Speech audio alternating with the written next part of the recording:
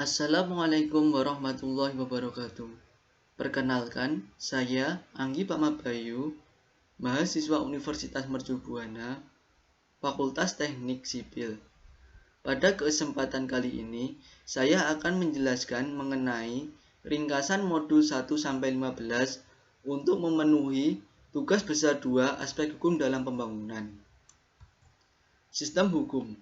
Sistem hukum di berbagai negara pada umumnya dibagi menjadi dua kategori, yaitu common law dan city law.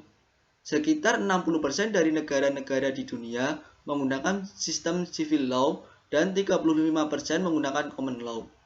Dan sisanya menggunakan campuran antara civil law, common law, dan agama. Contohnya, Indonesia menganut sistem hukum civil law dan Amerika menganut sistem hukum common law. Manajemen pengadaan proyek.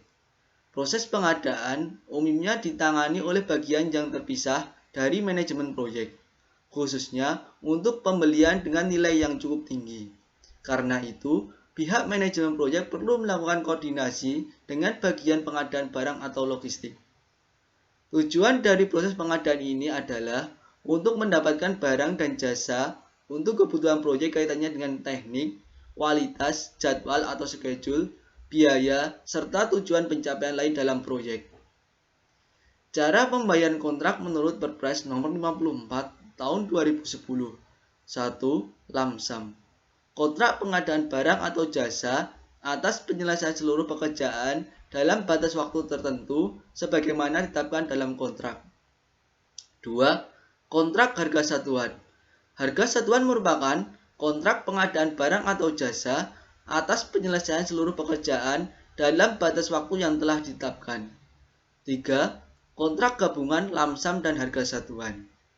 Kontrak yang merupakan gabungan lamsam dan harga satuan dalam satu pekerjaan yang diperjanjikan. 4. Kontrak prosentase.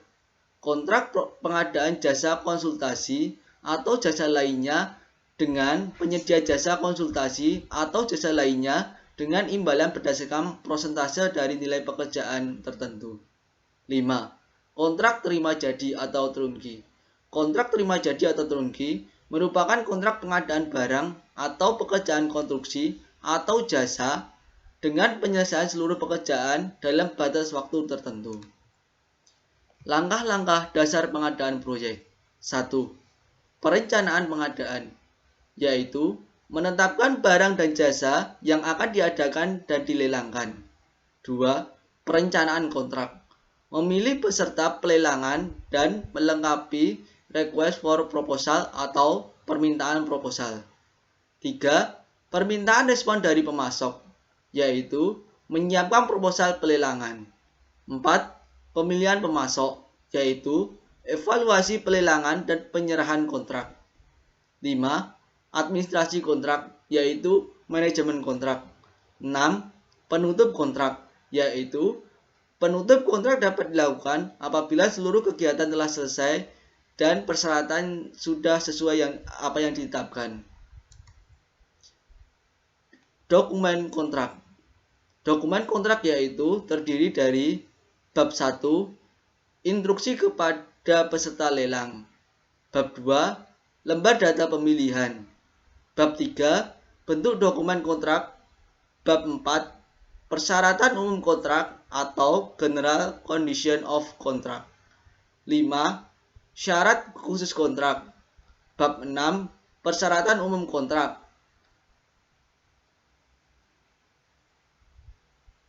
Bab 7, syarat-syarat khusus kontrak. Bab 8, spesifikasi. Bab 9, daftar kuantitas dan harga. Bab 10, dokumen lainnya. Undang-Undang Jasa Konstruksi Nomor 2 Tahun 2017, paragraf 3, kontrak kerja konstruksi pasal 46, yaitu 1. Pengaturan hubungan kerja antara pengguna jasa dan penyedia jasa harus dituangkan dalam kontrak kerja konstruksi. 2. Bentuk kontrak kerja konstruksi dapat mengikuti perkembangan kebutuhan dan dilaksanakan sesuai dengan ketentuan perundang-undangan. Undang-Undang Jasa Konstruksi Nomor Tahun 2017, paragraf 3, Kontrak kerja konstruksi pasal 47 yaitu 1. Kontrak kerja konstruksi paling sedikit harus mencakup uraian mengenai para pihak, memuat secara jelas identitas para pihak. A. Rumusan pekerjaan. B. Hak dan kewajiban yang setara. C.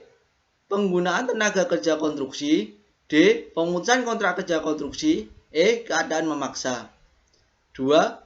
Selain ketentuan sebagai yang dimaksud pada ayat 1, kontrak kerja konstruksi dapat memuat kesepakatan para pihak tentang pemberian intensif. Kontrak kerja konstruksi di dunia, yaitu JCT atau Joint Contract Tribunal yang diprakarsai oleh RIBA, Royal Institute of British Architects, dan NFBTI, National Federation of Building Trades Employees. 2. NEC atau New Engineering Contract yang banyak juga digunakan di Hong Kong. Ketiga, ICC, International Chamber of Commerce, dan ICC Modal Contract.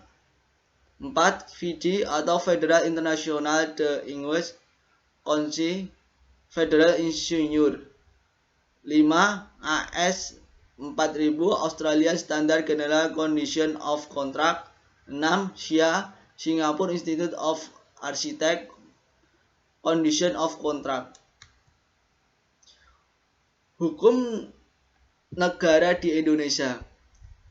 Adapun dasar hukum yang ada di negara Indonesia yaitu Undang-Undang.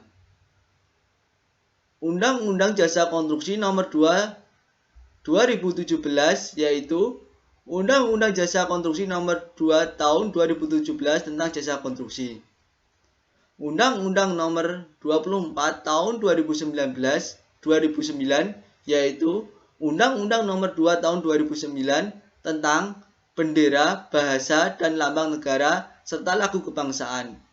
Undang-Undang Nomor 11 Tahun 2020 tentang Cipta Kerja. Nomor 2 yaitu Peraturan Pemerintah.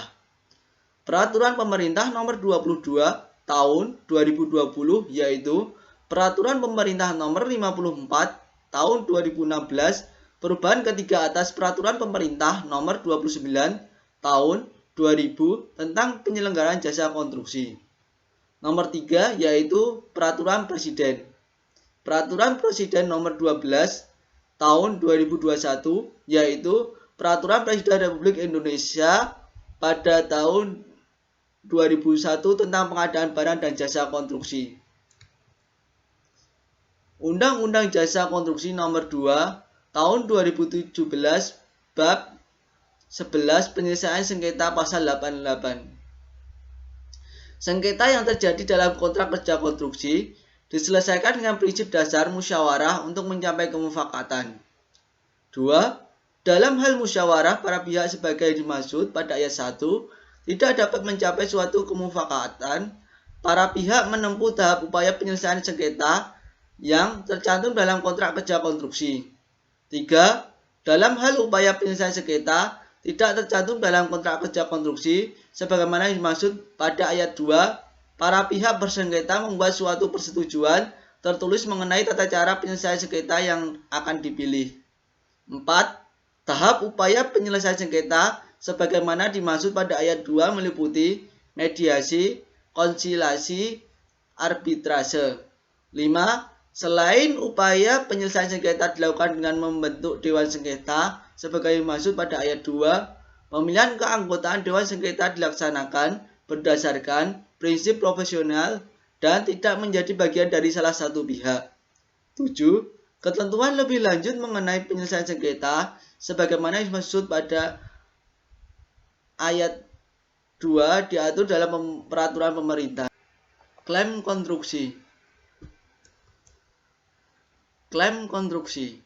Klaim konstruksi adalah klaim yang timbul dari atau sehubungan dengan pelaksanaan suatu pekerjaan jasa konstruksi antara pengguna jasa dan penyedia jasa atau antara penyedia jasa utama dengan sub penyedia jasa atau pemasok bahan atau antara pihak luar dan pengguna atau penyedia jasa yang biasanya mengenai permintaan tambahan waktu, biaya, atau kompensasi lainnya.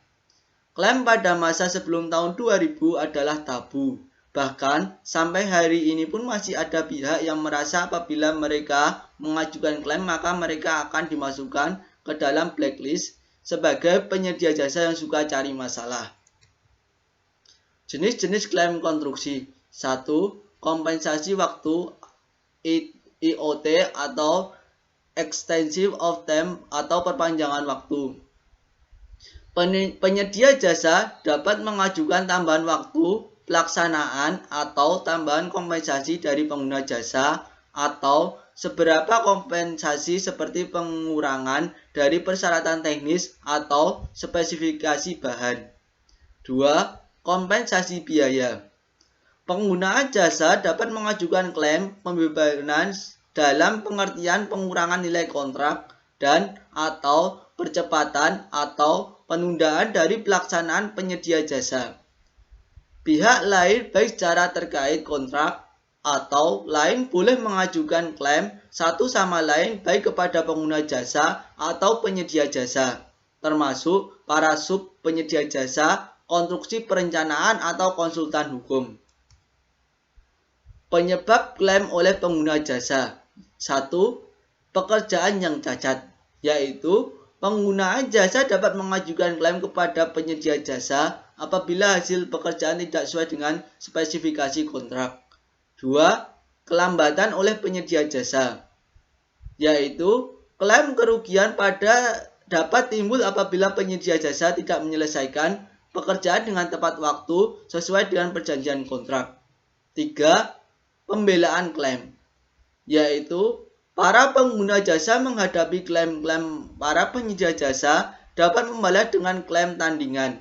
Klaim tandingan ini biasanya menyerang atau berusaha memojokkan atau mendiskriminatif unsur-unsur asli dari klaim penyedia jasa.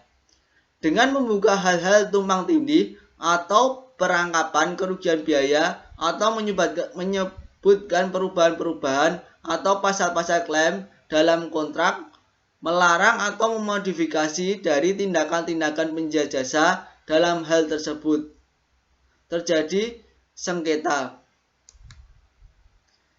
Penyebab klaim oleh penyedia jasa. Klaim dalam proyek konstruksi oleh penyedia jasa terhadap pengguna jasa biasanya disebabkan oleh banyak sebab dan bentuknya yang bermacam-macam. Umumnya dapat ditemukan pada kondisi sebagai berikut. 1. Adanya kelambatan atau cacat informasi dari pengguna jasa, biasanya dalam bentuk gambar-gambar atau spesifikasi teknis. 2. Adanya kelambatan atau cacat dari bahan-bahan atau peralatan yang diserahkan pengguna jasa. 3. Perubahan-perubahan permintaan, gambar-gambar atau spesifikasi. 4. Perubahan kondisi lapangan atau kondisi lapangan yang tidak diketahui.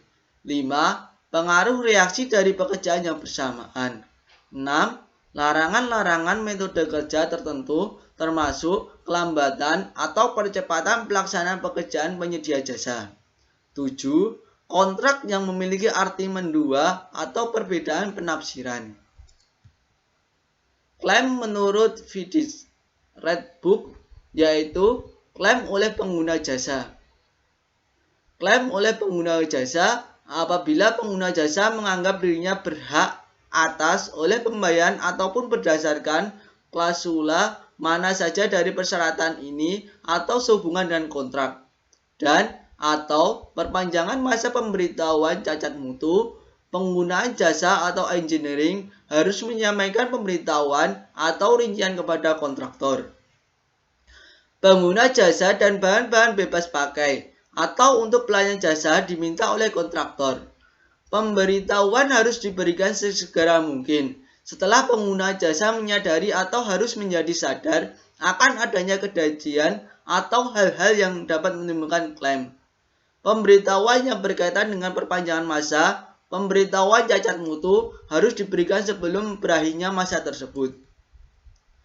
Klaim menurut FIDIS Red Book. Klaim kontraktor. Jika kontraktor menganggap diri berhak atas perpanjangan waktu, penyelesaian, dan atau pembayaran tambahan menurut klausula mana dari persyaratan ini atau yang lain dalam kaitannya dengan kontrak, kontraktor harus menyampaikan pemberitahuan kepada engineer, menyebutkan kejadian atau keadaan yang menimbulkan klaim. Pemberitahuan harus disampaikan sesegera mungkin dan tidak lebih dari jangka waktu 28 hari setelah kontraktor menyadari atau seharusnya telah menyadari akan kejadian atau keadaan tersebut. Jika kontraktor gagal menyampaikan pemberitahuan suatu klaim dalam jangka waktu 28 hari, waktu penyelesaian tidak akan diperpanjang. Kontraktor tidak berhak atas pembayaran tambahan dan pengguna jasa akan dibebaskan dari semua kewajiban yang berkaitan dengan klaim. Sebaliknya, ketentuan klausa berikut ini akan berlaku. Perbandingan penyelesaian sengketa. Pemilihan majelis. Menurut mediasi, lebih leluasa. Kalau menurut konsiliasi, lebih leluasa. Dewan sengketa, lebih leluasa.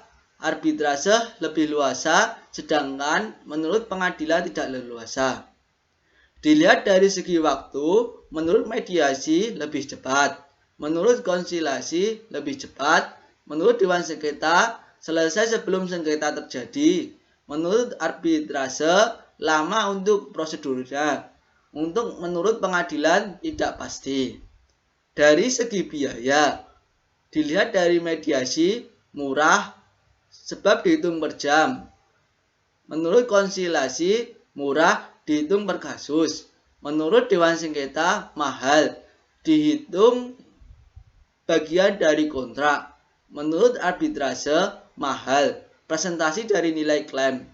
Menurut pengadilan tidak pasti. Dilihat dari dasar putusan. Menurut mediasi best part of hukum negara. Dari konsiliasi best part of hukum negara. Dilihat dari dewan sengketa best practice dan hukum negara. Dilihat dari arbitrase best practice dan hukum negara. Dilihat dari pengadilan hukum negara.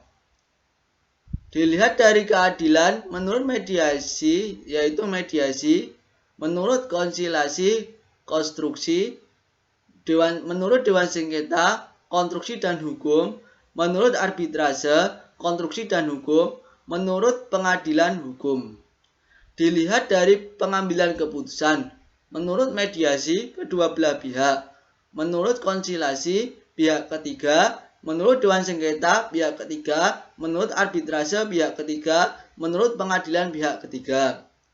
Dilihat dari solusi, menurut mediasi win-win solution, menurut konsiliasi win-win atau win-loss solution, menurut dewan sengketa win-win atau win-loss solution, menurut arbitrase win-win atau win-loss solution, menurut pengadilan win-loss solution. Menurut dari kerahasiaan, dilihat dari mediasi, persidangan tertutup. Dilihat dari konsiliasi, persidangan tertutup. Dilihat dari dewan sengketa, persidangan tertutup. Dilihat dari arbitrase, persidangan tertutup. Dilihat dari pengadilan, persidangan terbuka, kecuali kasus tertentu. Dilihat dari eksekusi, menurut mediasi mudah karena putusan bersama. Menurut konsiliasi tidak mudah. Menurut dewan sengketa tidak mudah, menurut arbitrase tidak mudah, menurut pengadilan mudah. Dilihat dari hubungan antara pihak, menurut mediasi sangat terjaga, menurut konsiliasi terjaga, menurut dewan sengketa terjaga, menurut arbitrase terjaga, menurut pengadilan rusak. Dari Undang-Undang Jasa Konstruksi Nomor 2 Tahun 2017 dapat disimpulkan bahwa tahapan penyelesaian sengketa sebagai berikut. 1. Musyawarah untuk mencapai kemufakatan. Musyawarah yang berarti berunding atau berembuk adalah salah satu budaya asli Indonesia yang mengedepankan perundingan atau tukar pikiran sebagai upaya untuk mencapai mufakat. Hal ini dapat membina hubungan baik antara penyedia jasa dan pengguna jasa konstruksi. 2. Apabila musyawarah tidak tercapai, maka penyelesaian sengketa berdasarkan apa yang tertulis dalam kontrak konstruksi. Apabila penyelesaian sengketa tidak tercantum dalam kontrak, maka penyelesaian sengketa menggunakan tahap berikut. 1. Mediasi. Penyelesaian sengketa kontrak pengadaan di luar pengadaan melalui proses perundingan kedua belah pihak untuk mencapai kesepakatan yang dibentuk oleh mediator. Lama proses penyelesaian selama 30 hari kerja. 2. Konsiliasi. Konsiliasi adalah penyelesaian sengketa kontrak pengadaan di luar pengadilan melalui proses perundingan kedua belah pihak untuk mencapai kesepakatan yang dibantu oleh konsiliator dengan memberikan pemecahan permasalahan kepada para pihak yang bersengketa. Lama proses penyelesaian sengketa selama 30 hari kerja. 3. Arbitrase. Arbitrase adalah penyelesaian sengketa kontrak pengadaan luar pengadilan yang dilakukan oleh arbiter atau majelis arbiter. 4. Dewan sengketa. Disebut pula dalam Undang-Undang Jasa Konstruksi Nomor 2 Tahun 2017 Ayat 5 selain upaya penyelesaian sengketa sebagaimana dimaksud ayat 4 huruf A, huruf B para pihak departemen dan dewan sengketa.